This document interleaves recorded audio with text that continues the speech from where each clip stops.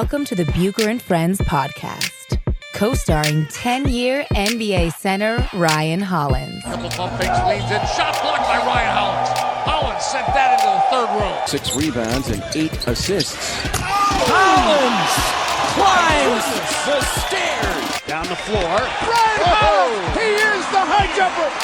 That's what I want to see. Give me some gunpowder and throw the hammer down. And now, here is your host, Let's send it over to Ric Bucher. Ric Bucher.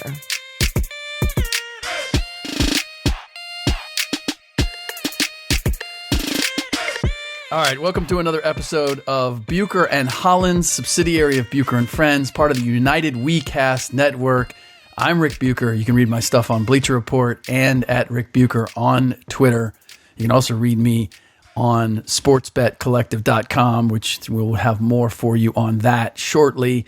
He is Ryan Hollins. You can follow him on Twitter at the Ryan Hollins. You can see him on ESPN. You can hear him on NBA radio. You can hear him on Clippers coverage, both doing the color commentary for an occasional game and also on the pre and post, as I have of late. And you can also follow the show on Twitter and Instagram at Bucher Friends. All right, so holidays are now over, Ryan. I hope that you had a great Christmas. I hope you had a great New Year's. We've been a little off and on when it comes to the podcast over the last couple of weeks for the holidays, but we're getting back. We're getting back in the saddle with this particular show. Before we get there, any thoughts, any final thoughts about the holiday season, about Christmas, about New Year's? Are you going out having a great time with your woman, or is it, I got kids, I'm staying at home, I'm not even seeing the ball drop? Well, I don't celebrate Christmas, so it's just like another day to me. And then for me, religious reasons. Then for me, as far as New Year's, I don't really celebrate New Year's either.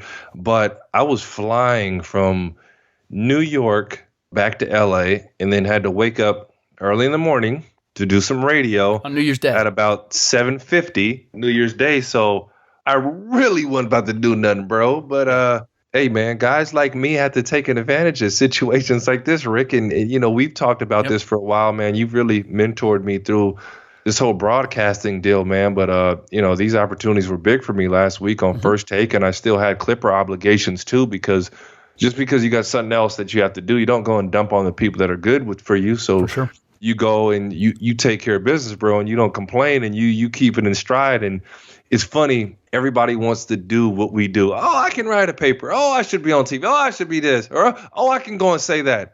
Man, if people had any idea what it really was like or what you really got to do, bro.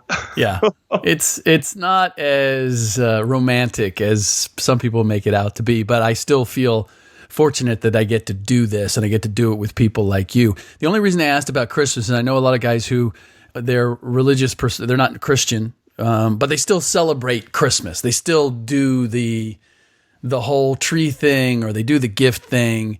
Do you do anything in place of it, or is it just another day? It's just another day, brother. Okay. Do not celebrate Christmas. Got you. All right. So the San Antonio Spurs and their fans did celebrate the return of one prodigal son, Kawhi Leonard, returning to San Antonio. Gosh. The greeting was not very favorable. He was booed every time he touched the ball. He was called a traitor. They got a chant of traitor going at one point when he was on the free throw line. And the Spurs had their way. DeMar DeRozan may have made the biggest statement, had a triple-double. He was out of his mind in that game. But there were a number of players. Isaiah Thomas was one. Somebody else jumped in and seconded what Isaiah had to say, which is essentially, how can you guys boo a guy who helped bring you a championship? And I've seen, both sides of this being argued. So I'm going to go to you first. Do you think that this is something egregious and just unquestionably wrong by the San Antonio Spurs fans to react the way they did to Kawhi Leonard returning? It's disgusting, bro. Ungrateful, not knowledgeable. I hate it. It's the mentality. I don't think a lot of fans even understand why they boo, bro. They think LeBron left. And somehow, that ties into like forever now, every other like player who leaves, like Kevin Durant got it worse because LeBron left. Somehow Gordon Hayward kind of like got booed. Kyrie Irving was traded. Kyrie Irving was traded, and like Cleveland some people had some type of feelings about that. So people are just so messed up, and a lot of them don't even know why they were booed. And it grinds my gears, Rick, when some people have the mentality, bro, that they kind of like own you, like you're their property. Like my property got away, like somebody, like who are you to say what somebody has to do, right. I get it. I understand what you are saying. I also understand that fans are not logical. And I agree with you 100%. This idea that a player, what I find inherently unrealistic and unfair is they expect players to demonstrate a loyalty that they themselves, the fans, do not display. If a player is, let's say Kawhi Leonard had fallen off when he was with San Antonio, do you think the Spurs fans would have been picking him up and saying, no, re-sign Kawhi, keep him here, do whatever? No chance. The second that you're not valuable, they're throwing you overboard. And so the idea that Kawhi, because he wanted to leave San Antonio, is a traitor is just, it's a double standard. And it's hypocritical. Now, I will say that the confusion around why Kawhi left, I wish he just made it clear. Like, I appreciate Paul George. He wanted out. He made it clear he wanted out. Okay. I'm not going to fault you on that. He talked about he wanted to go play in LA. He made it clear to the Pacers what he wanted. And who knows, maybe Kawhi did the same. And there's been confusion. But I can't help but feel that Kawhi and his side contributed to that confusion. That's the only part that bothers me when it comes to that. Now, where I really have a problem when it comes to booing is fans who boo their own team when they're underperforming. I'm like, how do you possibly think that is going to motivate your team? How do you think that you're helping your team by booing them? What, you're going to guilt them into playing? They really don't care about playing hard, but you, by shaming them and booing them, now they're going to play hard for you. That, to me, is above and beyond any other reaction by fans, the most ridiculous one. Well, I understand when guys don't give effort, you kind of boo tastefully because you know the game. But because somebody missed a shot, but they're working as hard as they can possibly work on something you don't understand. Like, there is a problem, Rick, like between, and I think what you're saying, like knowledgeable fans and fans that aren't knowledgeable at all. Like, Laker fans are so not knowledgeable. Like, your team pretty much like took a dump on Paul George and said, Paul George, we're not going to trade for you because you're not that important. And Oklahoma City gave up everything to get him. So in a sense, he would have been wrong to come to the Lakers, and you guys boo him? Yeah. I'm just confused with that. But if there's someone not giving effort, then maybe you boo. And as far as knowledgeable fans, the Boston Celtics were the most knowledgeable fans I've ever known. They knew a 2-for-1 shot. They knew how big a rebound was. They knew a key possession against a guy, getting the ball out of his hands. They would clap. I kid you not, Rick. Like, they would clap for all the right things. And Laker fans are I want to say the Laker fans that go to the games are the most not knowledgeable fans. They're up there in the game because those aren't the real Laker fans. The real Laker fans can't necessarily afford Laker tickets. The majority of them, and they're watching at home. And the Laker fans that actually go to the games, they're not even really Laker fans. The real Laker fans maybe make it to 1 or 2 games a season, but they're not there the entire time. Yeah, it's interesting. By the way, before we leave the whole Toronto, Kawhi coming back, the fact that San Antonio handed it to Toronto. One of the other things, the podcast I did, the last podcast, was me talking about Kawhi returning to San Antonio. And what I was really interested in was, were the Raptors going to rally around Kawhi going back there? And Danny Green certainly was supportive, but the way they played and the way things went down, I didn't get that sense. And I talked about how Kawhi and he always it has been a little bit, but he's really become a ball stopper in Toronto. It's why when he hasn't played, they've still won handily. And when he has played and Kyle Lowry hasn't, they've had a few games that they've struggled. And I want to keep an eye on that as we go forward, because the whole idea of Kawhi leaving San Antonio to be treated like a star, it strikes me that the way he's playing on the court, he's taking that into his own hands. Oh, I'm in Toronto. They're at my beck and call. I got a rookie head coach. Yeah, I know what you want to run, but I'm going to take this. And he's good enough at this stage where more often than not, it's going to work. But I don't think it's the way that ideally that Toronto wants to play. No, you're right. I've been hearing some rumblings and complaints through Toronto that he's been playing more like Kobe Bryant than Kawhi Leonard. Yep. But Kawhi's not really a playmaking guy that, I mean, I guess if you want to look to it, you would expect that. And he kind of got Pop actually changed. That was part of Pop's frustrations because he changed a lot to actually let Kawhi isolate, but he is incredibly effective. But the only, I guess, like pass that I'm going to give him, Rick, is like the dude still plays hard as heck, bro. Yeah. He dives on the floor. He scraps for loose balls. He gets in there and rebounds. Like, I think it's honestly genuine. Like, the dude is a dog. Yeah. Yeah, it's funny because I said that he had become a ball stopper of Carmelo Anthony proportions, and I think he has. But the caveat to that, which you bring up, is that unlike Carmelo, Kawhi's going to give it to you at the other end too. He's going to defend. He's going to rebound. He's going to dive for loose balls. He's going to expend that energy and be the center of attention at both ends of the floor. And that's what separates him from Carmelo, even in his best days. And the thing that always hurts me with Melo is Melo could have been all of that. Physically, athletically, he had the ability to be a dynamic two-way player. It just never was, and he would do it at times, but never committed himself to it full time. What's hard to say that, though, is like Popovich was so instrumental in veterans in the locker room, where you look at John Wall and like, what if John Wall had Popovich? So you can blast John. He would have either been a disciplined player or they would have killed each other. One of the two. And I would assume a disciplined player because I've been in the locker room with John and he's a great dude. He listens to everything. John Wall wants to be great. And there's a number of guys that you got to look at. Like, what if Garnett was a Spur? What if Garnett had his first couple years of tutelage under David Robinson? You know what I'm saying? Like there's a lot of guys you don't really value in that sense. And Kawhi, all he knew was play hard as heck.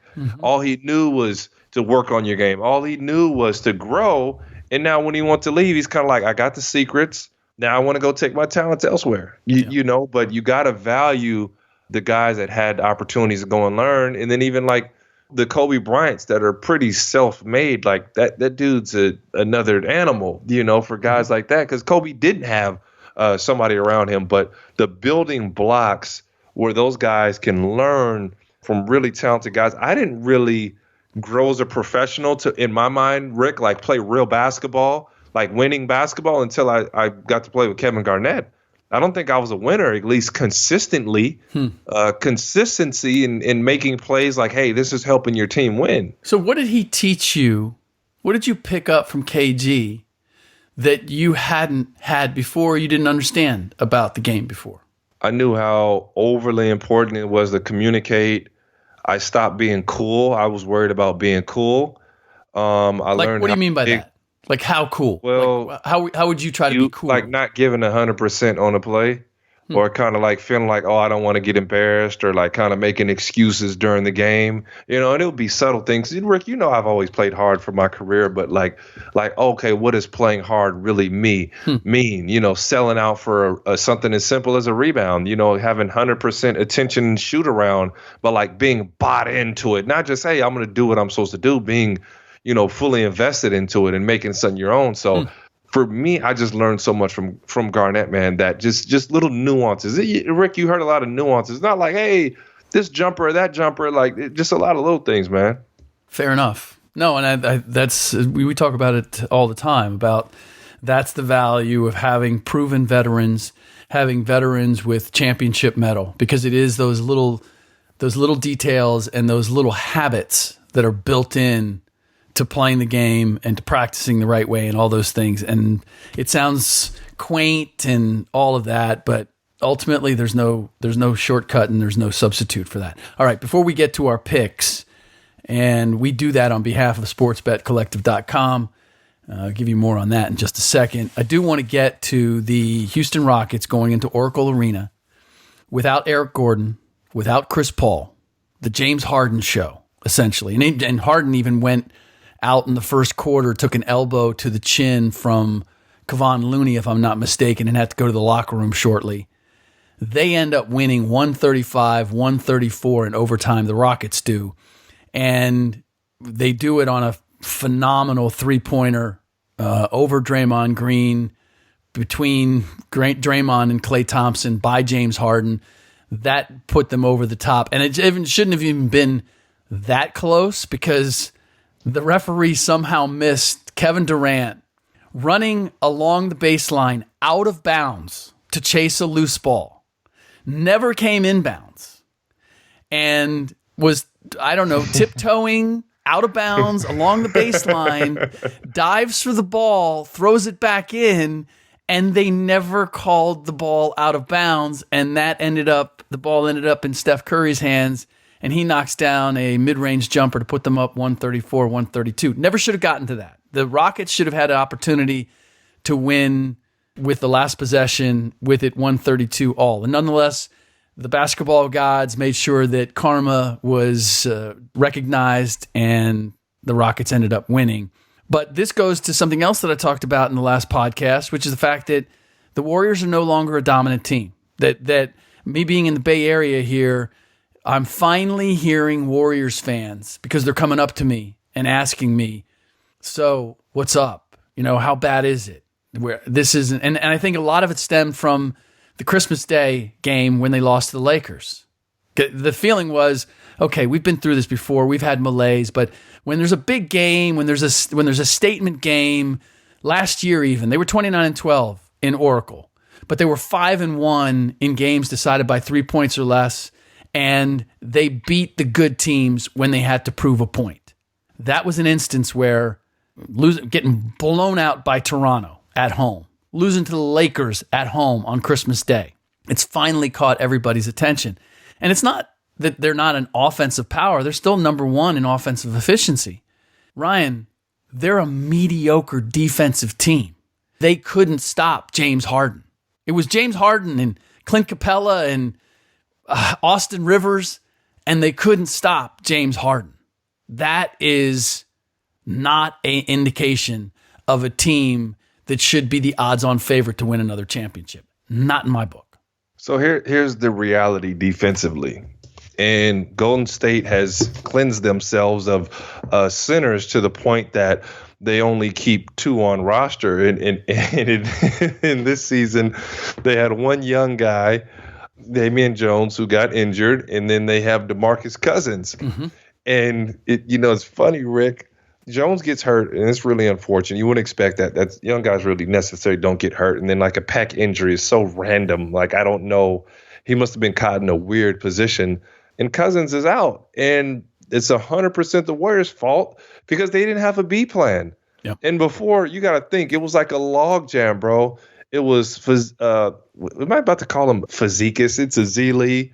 It's Zaza. It's JaVale. Andrew Bogut. It's Bogut. There were a number of those guys, and then they just said, you know what? They never play in the playoffs. We don't really need them. They just play in the regular season.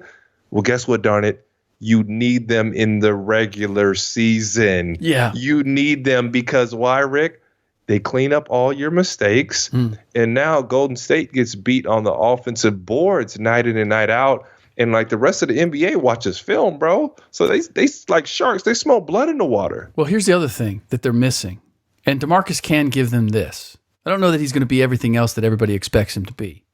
But he does give them a big-bodied screen setter. And without Zaza, without Andrew Bogut, you don't have anybody who can set a screen for those guards, for all those guys to shake them loose. I mean, KD, playing pick and roll with KD, there's no there's no switch there. You're not getting an edge on that. There's not a big Kevon Looney, Draymond.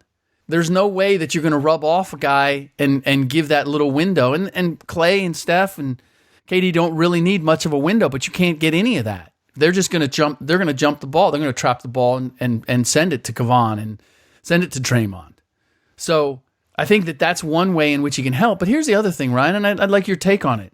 Everybody thinks that DeMarcus, when he does show up, that he's suddenly going to be the panacea. Well, but DeMarcus Cousins doesn't play what has made the Warriors champions the last couple of years. So they're either going to have to dramatically change the way they play, or I don't really see how DeMarcus Cousins suddenly becomes this huge X factor. He's not a passer the way Bogut or Draymond are. And if you're going to play through a big man at the high post, that's what you need. His assist turnover ratio has been in the negative his entire career until he got to New Orleans. And then it was barely in the black. So you tell me if there's something that I'm missing about adding DeMarcus to the equation and that's somehow going to be the solution to all of the Warriors' ills. So hear this. In the regular season, it's a fix. In the playoffs, I'm not sure what it's going to be. But in the regular season, just right now, they're having to double team centers that they don't want to double team. They're having to send extra guys in to rebound that they don't want to, that could normally be leaking out for buckets. I guess a team is not going to necessarily fry you if you're in a deep drop. So you can kind of get away and chase over the top with DeMarcus Cousins in the deeper drop and having one of these guards beat you. Now, when it comes to the playoffs, he's going to have to be up at the level of the screen. Or you're going to have to play him at a minimum of minutes, and that's fine. They're kind of used to playing like that. But Steve Kerr likes to have a bit of a curveball of a center to where once he starts getting beat on the boards, he'd throw in JaVale. JaVale would neutralize the boards, and then he'd take JaVale out. Yeah. All is well in the world. And that's how you're really going to see Cousins played. But I'm more confident right now in the regular season that he is going to help, because right now they're playing against themselves and they give up extra possessions, and they're playing against a team that is 135 possessions or let's just say 100 possessions, and they're only getting 89 possessions. You know what I'm saying? I don't want to discount size, but I need my big to be mobile. And that's what concerns me about the injury that DeMarcus has and the clips that I've seen of him moving. The way the game's played now, he's got to be able to move. He can't just be 7 feet hanging out in there. Steven Adams looks like he's a stone mountain. Steven Adams is fairly nimble for a guy of his size. He's lost a lot of weight. He did. In order to become that. DeMarcus coming back from that Achilles, that's my concern. If you told me if this was a broken hand and you were telling me I was going to get DeMarcus Cousins at full effect, I'd say, okay, now I'm listening. Now I'm paying attention. Now I can see it. A big with an Achilles injury, playing at the speed of the game, the way it's played now, I have my reservations that even having a 7-footer in there is going to have the desired effect. I mentioned it in the podcast again yesterday. Imagine a situation where you got Steph Curry and DeMarcus Cousins guarding a pick and roll situation. You don't want to switch. You don't want to switch because DeMarcus takes it personal, punishing switches. He takes it. It's an insult. Okay. Still, in that situation, I'm worried about his mobility. I'm worried about he may take it personally. I don't know that at this stage, trying to move his feet and stay in front of a guard is that he's capable of handling that. No, I don't. That's what I said. He's not going to do the switching, but I'm saying if he sets a screen, he's going to roll. But defensively, he's going to sit in a drop. Right. And they're not going to get beat by too many guards. Like if there's Harden tonight, he really can't play. You know what I'm saying? But as soon as Harden goes out, I'm throwing him in, and you just have to strategically put him in the games or see that he's scoring, Okay. Like you said, you kind of got to play through him which is not the worst thing in the world, but we'll see. I just don't think DeMarcus is going to be able to go one way and come back the other way. But I think offensively, he'll be fine playing one way. You're just not going to see the multiple and triple efforts. But that's my whole thing. Their issue is defensively. Like offensively, they're still number one. They still score well enough to be what they've been. It's defensively that they've fallen off, and I'm not convinced that even adding the size of DeMarcus Cousins, if he can't move, if he can't rotate, that he's going to be a solution, especially with the way that they've played defense. What has made their defense special over the last 4 years? They're going to have to scheme differently if they're going to play him. I mean, they don't play bigs at the end of games. Now you're telling me that DeMarcus Cousins is going to be part of your finishing lineup because of what he's going to give you defensively? I'm not buying that. I'm not selling that, bro. I'm just telling you it's going to improve. The problem is when you literally cannot guard another. I don't think you understand if you see them on another team's center. They are getting layups and getting like whatever they want. Mm-hmm. And there's no one even sliding over. Mm-hmm. There's no one even like when we're talking, it's uncontested. And your idea is just throw it out and just go score on the other end. It's so uncontested. It's bad. But do you believe that DeMarcus Cousins is the solution to that? Yeah. In the regular season, and I'm not confident in the playoffs because I got to see him play first. But I'm saying the regular season, yeah. Okay, fair enough. All right, let's be real about something else. Betting on sports makes the games a lot more fun to watch, and we are here to give you our favorite NBA picks for Friday night. We do this on behalf of sportsbetcollective.com. You're going to get all the commentary. We're going to explain to you exactly why we make our picks. The first pick is free when you go to sportsbetcollective.com, and when you do, please sign up for the newsletter with more free weekly picks, and those are from top experts giving you a betting advantage, not just with the NBA, but the latest NFL, college football, college hoops, and NHL games. I write for them on a weekly basis. I went 5 out of 7 were my picks for this week, even interrupted by the holidays. Last week, you and I went 11-9. You went 10-10. In all the weeks that you and I have been doing this, we have yet to go under 500. You are 86-64 overall. I am 81-66, and we are going to give you the 6 picks that are up as of right now. We're recording this Thursday night, and as we have on other days when all the lines are not out in a timely fashion, we will tweet out our remaining 4 picks for the other games. We're going to give you the over-under, and we're going to give you against the spread our picks. So, Mr. Hollins, are you ready? I'm ready. Okay. Ready. Let's go. We're going to start with the Utah Jazz visiting the Cleveland Cavaliers. The Cavaliers are a home underdog getting 8.5 points, and the over-under line is set at 208. I'll go first on this. Looking at the Jazz in the last 7 games have combined to score more than 209 points in each of their last 7 games with their opponent. I'm going to roll with the over. The Cavs have also done that in 6 of their last 7 games.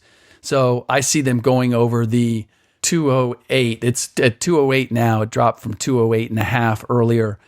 So I'm going to go with the over on that, and I am going to take Utah and give Cleveland the 8.5.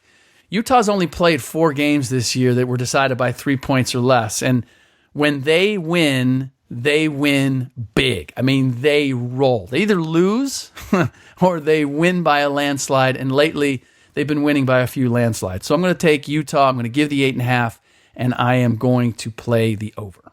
I'm going to go with Utah right here. And I am going to play the under. Okay. I'm going with the under.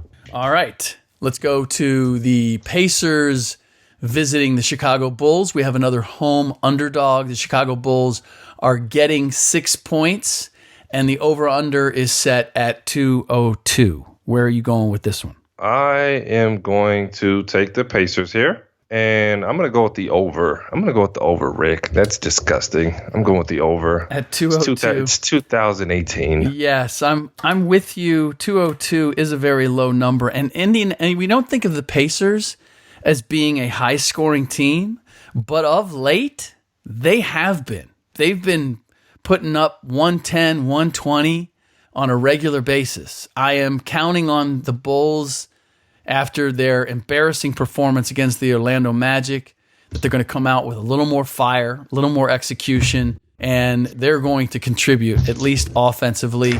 But I'm taking the Pacers as well. I'm giving the 6 points, so you and I agree on that. All right, Wizards, Miami Heat. The Miami Heat are giving the Wizards 6.5 points, and the over-under is set at 214. I am going to take the Wizards and the 6.5 points, and I am going to play the over on this of 214. John Wall obviously is out. Otto Porter is back, but the Wizards impressed me the last time out with the way that they played. I'm blanking on the Hawks. Okay, so it is the Atlanta Hawks, but they beat them by 16. I feel as if Tomas Satoransky, I think they had 35 dimes in this game, that they understand. Is there something about, and you know this, Ryan, sometimes when a team loses its best player or one of its best players, they really dial it up and they feel like our margin of error is not the same. And so they play harder as a result. I'm expecting that from the Wizards. So I'm going to take the 7, and I think that there's going to continue to be a healthy scoring back and forth, even with Miami. I'm going to go with the over. I'm going to go with the Wizards, and I'm going to go with the under. Any particular reason you think Miami's going to slow it down? Miami struggles to score.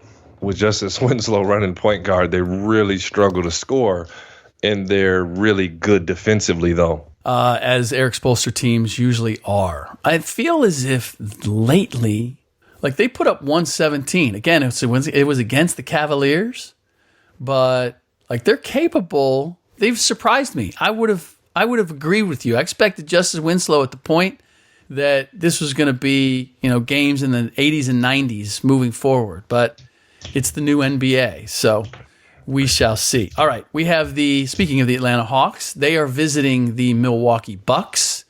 The Bucks are at home and are giving the Atlanta Hawks 14 points, and the over-under is set at 230.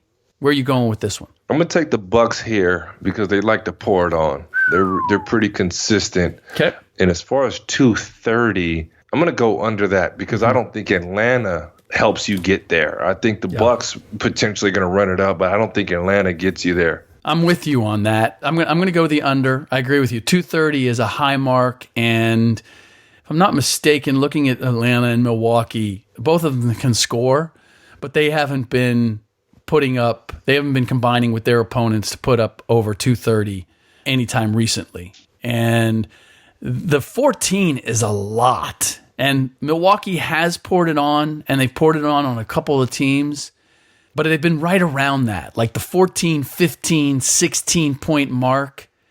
I'm going to roll with Atlanta and the 14 and say that they're going to cover that. They may get beat by double digits, but I think that they'll keep it within striking distance, that the Bucks that aren't going to keep their foot on the pedal. All right, let's go. So you said on that one, you're Milwaukee and under. All right, we've got the Clippers visiting the Phoenix Suns. I'm really kind of surprised by this line. The Suns are only getting 4 points. They are at home, and the over-under is 231. I know the Clippers have struggled of late, but I think I was watching, I forget who the analyst was, but he was talking about how they needed to get physically tougher and start bowing some people in the mouths, and I believe the Clippers are going to do that. I think they're going to get back to their physical ways, and the Suns are not prepared to play that way. I'm going to go with the Clippers. I'm going to give the 4 points, and in dirtying it up, I think it's also going to be a little lower scoring than 231, so I'm going to go with the under. Well, I'm going to go with the Clippers, and I'm going to go with the under also. You're not contractually obligated to go with the Clippers, are you? I want to say that you have yet to they're really not scoring. Take them. I just think these rankings really underrate them. they got back on track, even though they just lost to Philadelphia last night. And you're gonna get an angry team. Yes, you're gonna get an angry team. They were angry in that game. Mm-hmm. And came storming back. True. All right. Last game that we have a line for. Oklahoma City Thunder are visiting the Portland Trail Blazers. Right now, this is at even. I had the Thunder getting a +1, but we'll go based on even, and the over-under is 223. I'm going to take the Trail Blazers. Woo! I like that home crowd, and I'm ultimately going to go with the over because Trailblazers don't play great defense, and I can see Oklahoma City being able to score. I am going to go with the Thunder, and I am going to go with the under, largely because big guards create issues for the Blazers. And I count Dennis Schroeder and Russ Westbrook as being big guards. The other Achilles heel for the Portland Trail Blazers is a dynamic small forward. And the Thunder have that in Paul George, and he's on fire right now. I also don't expect Russ Westbrook to have another 3 for 20 game. It says a lot that he went 3 for 20, and they still beat the Lakers going away. The Blazers are certainly better, and I do agree with you that the Moda Center is right now, other than Utah, maybe one of the greatest home court advantages in the NBA. Certainly Oracle has fallen off from that. But I like the way the Thunder are playing, and if it's even, I see them winning this game. So I'm going to go with the Thunder and the under. All right, so that's it for this episode of Bucher and Hollins, subsidiary Bucher and Friends, part of the United WeCast Network. He's Ryan Hollins. I'm Ric Bucher. You can follow the show on Twitter and Instagram at Bucher Friends. Please drop us a rating. Review us on iTunes. All you have to do is hit the number of stars, whatever stars you want to give us. And if you want some free stuff, screenshot your review and tweet it to us at Bucher Friends, and you'll be entered for a chance to win some free stuff from one of us. Ryan, it's good to be back on the podcast with you. In our next podcast, I'll be joined by Will Blackman, and we'll be breaking down everything from the first week of the NFL playoffs. In the meantime, enjoy your weekend, enjoy the NFL games, and thanks for listening.